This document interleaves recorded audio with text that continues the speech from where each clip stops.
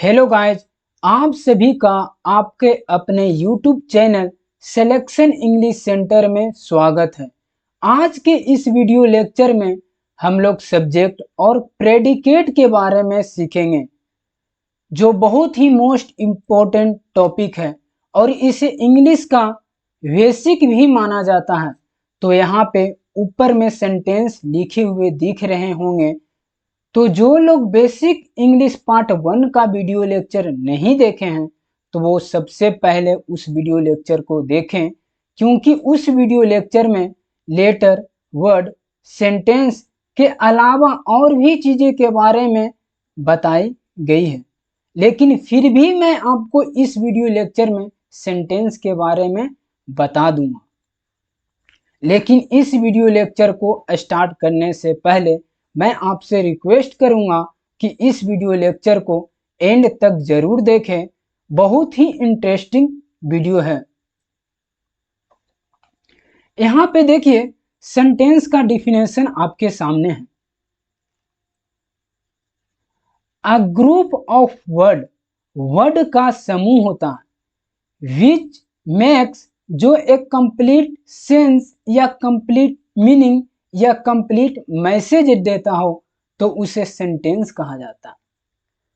मैंने आपसे कोई बात पूछी या मैंने आपको कोई बात बताई या मैंने अपनी फीलिंग को किसी तरह आपके साथ बयां किया तो ये कंप्लीट मैसेज होना चाहिए।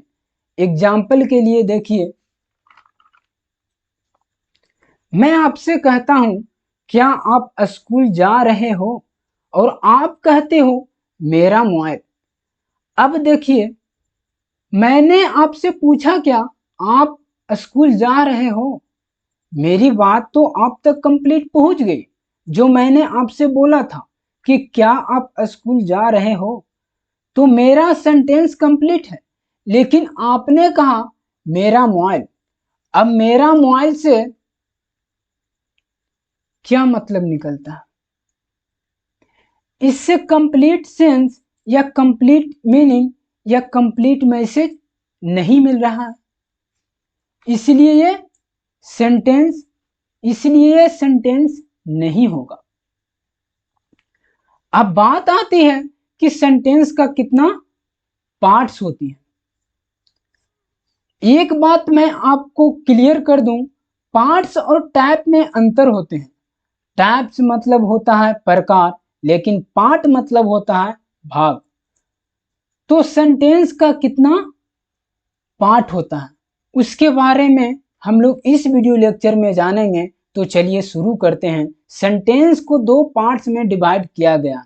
उसमें से पहला पार्ट है सब्जेक्ट और दूसरा पार्ट है प्रेडिकेट। तो चलिए सब्जेक्ट के बारे में जानते हैं कि किसी भी सेंटेंस में सब्जेक्ट क्या होता है। यहाँ पे देखिए सब्जेक्ट का डिफिनेशन आपके सामने है। किसी सेंटेंस में जिसके बारे में बात की जाए या जो किसी काम को करता हो तो उसे सब्जेक्ट कहा जाता है। इस चीज को बेहतर से समझने के लिए एग्जाम्पल लेते हैं। मोहन अच्छा लड़का है, Mohan is a good boy. तो इस सेंटेंस में किसके बारे में बात की जा रही है? मोहन के बारे में। इसलिए मोहन क्या होगा? सब्जेक्ट होगा, क्योंकि डिफिनेशन क्या कहता है? जिसके बारे में बात की जाए उसे सब्जेक्ट कहा जाता है। तो इस सेंटेंस में मोहन के बारे में बात की जा रही है कि मोहन अच्छा लड़का है, इसलिए मोहन सब्जेक्ट होगा। और इस सेंटेंस को देखिए, Mohan is a good boy. तो इस सेंटेंस में इज क्या है? हेल्पिंग वर्ब है। अब बात आती है कि हेल्पिंग वर्ब क्या होती है। तो हेल्पिंग वर्ब का काम जो होता है वो किसी भी सेंटेंस को कंप्लीट करने का काम होता है। हेल्पिंग वर्ब का काम होता है किसी भी सेंटेंस को कंप्लीट करने का। जैसे हेल्पिंग वर्ब का एग्जाम्पल में क्या होता है, तो हेल्पिंग वर्ब का एग्जाम्पल है is, am, are, was, were, has, have. ये सब हेल्पिंग वर्ब का ही एग्जाम्पल है। अब नेक्स्ट एग्जाम्पल देखते हैं। सोहन दूध बेचता है। तो इस सेंटेंस में भी कहीं ना कहीं काम किया जा रहा है। कि कौन सा काम किया जा रहा है? तो दूध बेचने का काम किया जा रहा है। और दूध बेचने का काम कौन कर रहा है? सोहन कर रहा है। इसीलिए इस सेंटेंस में सोहन सब्जेक्ट होगा, क्योंकि सोहन काम कर रहा है दूध बेचने का। तो जो काम करता है उसे सब्जेक्ट कहा जाता है। डिफिनेशन में क्या, डिफिनेशन क्या कहता है? जो किसी काम को करता है उसे सब्जेक्ट कहा जाता है। तो इस सेंटेंस में दूध बेचने का काम सोहन करता है, इसलिए सोहन क्या होगा? सब्जेक्ट होगा। और ये सेल्स जो होगा वो मेन वर्ब होगा। मेन वर्ब क्या होता है? तो मेन वर्ब का जो एग्जांपल होती है, जैसे जो कुछ आप करते हो, जैसे खाना पीना, रोना धोना, पिटाई करना, ये सब सारा मेन वर्ब होता है। तो ये सेल्स जो है वो मेन वर्ब है। नेक्स्ट एग्जांपल, राहुल फुटबॉल खेल रहा है। तो इस सेंटेंस में फुटबॉल खेलने का काम कौन कर रहा है? राहुल कर रहा है। इसलिए राहुल क्या होगा? सब्जेक्ट होगा, क्योंकि इस सेंटेंस में फुटबॉल खेलने का काम राहुल कर रहा है, इसलिए राहुल क्या होगा? सब्जेक्ट होगा। लेकिन फिर भी आपको सब्जेक्ट को पहचानने में प्रॉब्लम होता है, तो मैं हूं ना दोस्त ट्रिक बताने के लिए।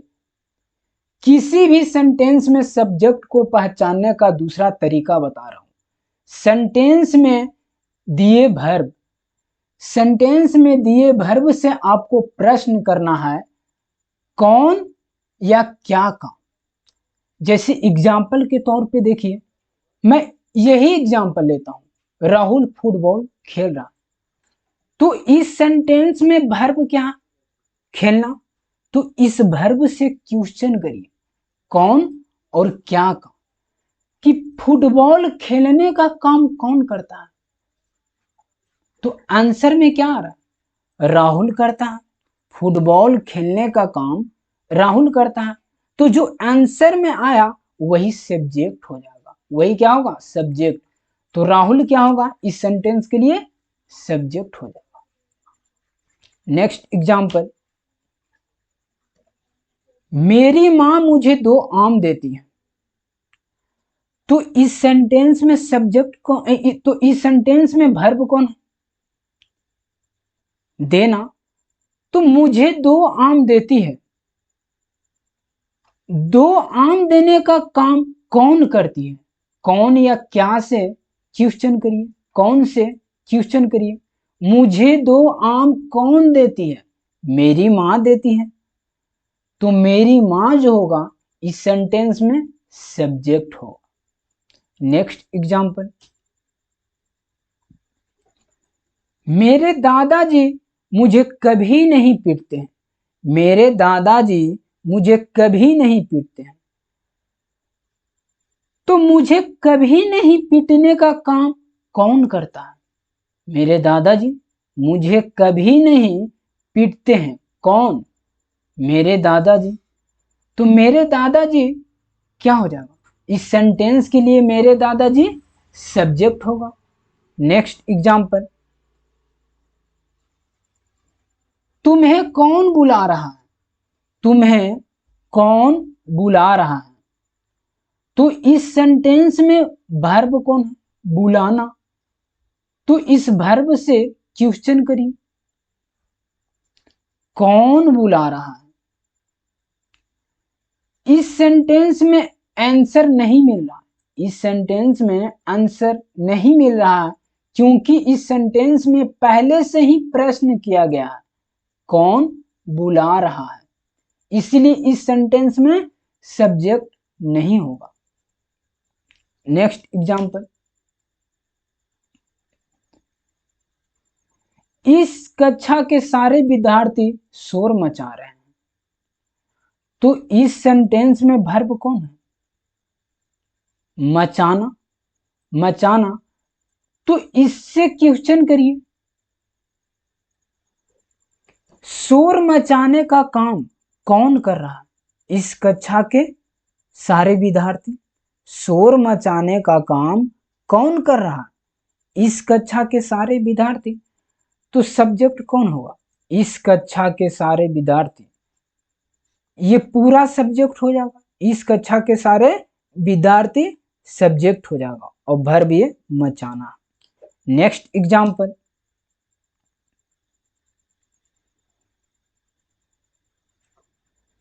क्या इस पेड़ के सारे पत्ते काले हैं? तो इस सेंटेंस में सब्जेक्ट कौन होगा?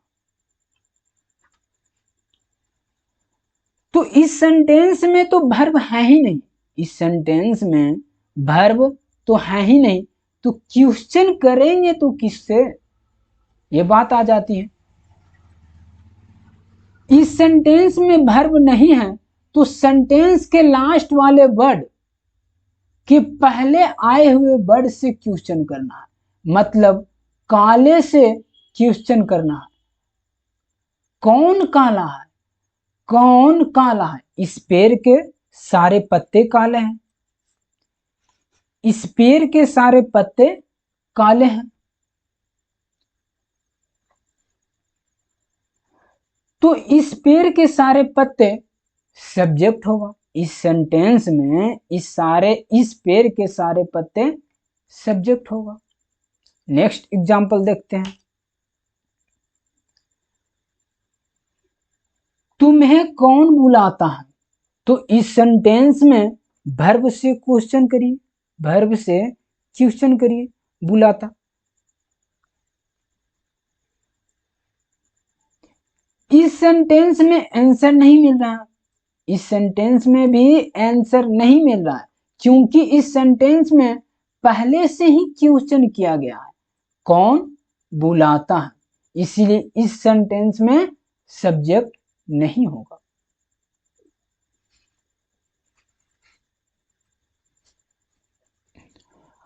अब हम लोग चलते हैं सेंटेंस के सेकंड पार्ट के तरफ, मतलब प्रेडिकेट के तरफ। प्रेडिकेट क्या है?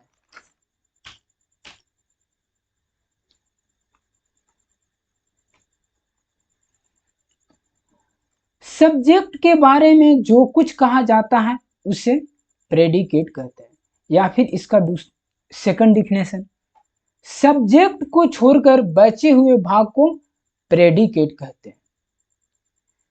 इसको बेहतर से समझने के लिए एग्जाम्पल लेते हैं।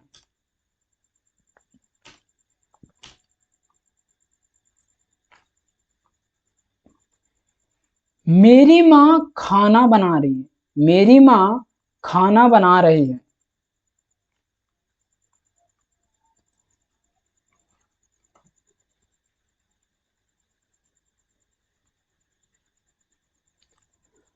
तो इस सेंटेंस में वर्ब कौन है? बनाना। तो खाना बनाने का काम कौन कर रही है? मेरी माँ कर रही है। तो ये क्या होगा? ये सब्जेक्ट हो जाएगा। और सब्जेक्ट को छोड़कर जो कुछ बचता है वो पूरा प्रेडिकेट होता है, ये पूरा प्रेडिकेट होता है। तो इस सेंटेंस में सब्जेक्ट है मेरी माँ, और मेरी माँ को छोड़कर जो वर्ड बच गया वो सारा प्रेडिकेट होगा।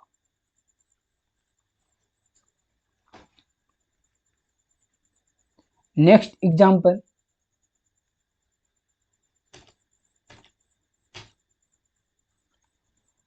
आप अच्छे लड़के हैं, आप अच्छे लड़के हैं।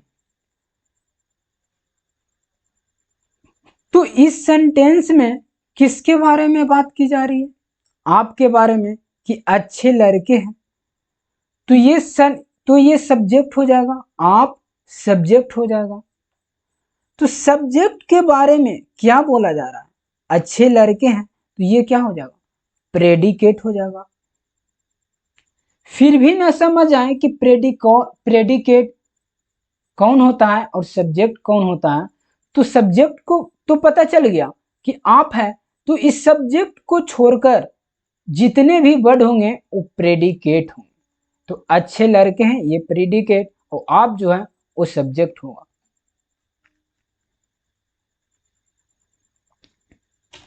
नेक्स्ट एग्जाम्पल, प्रेडिकेट पहचानने का एक फार्मूला होता है जिसे आप किसी भी सेंटेंस में तुरंत सब्जेक्ट और प्रेडिकेट को पहचान लेंगे। वो फार्मूला ये है, हेल्पिंग वर्ब, मेन वर्ब और ऑब्जेक्ट और अदर वर्ब।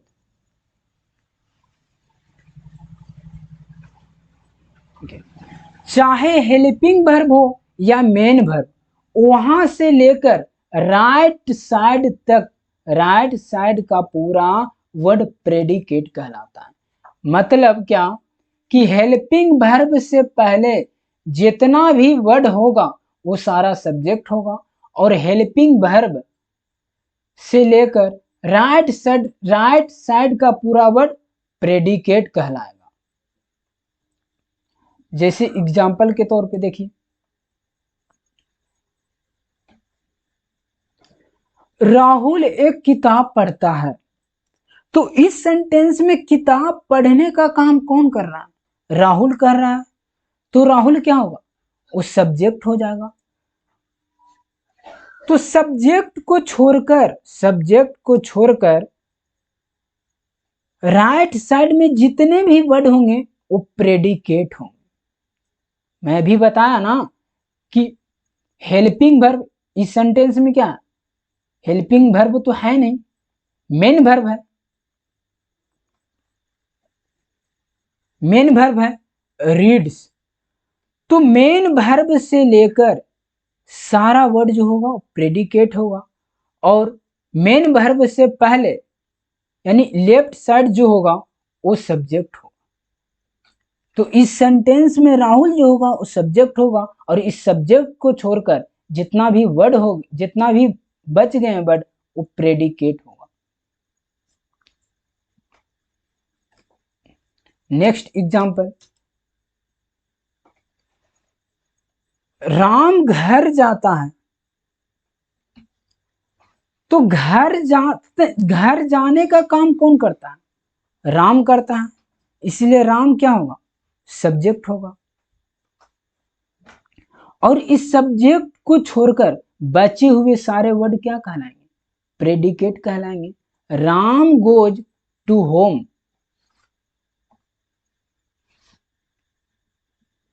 तो इस सेंटेंस में मेन वर्ब क्या है? जाना, गोज है। तो गोज मेन वर्ब के पहले के सारे वर्ड क्या कहलाएंगे? सब्जेक्ट कहलाएंगे। और मेन वर्ब से लेकर सारे वर्ड क्या कहलाएंगे?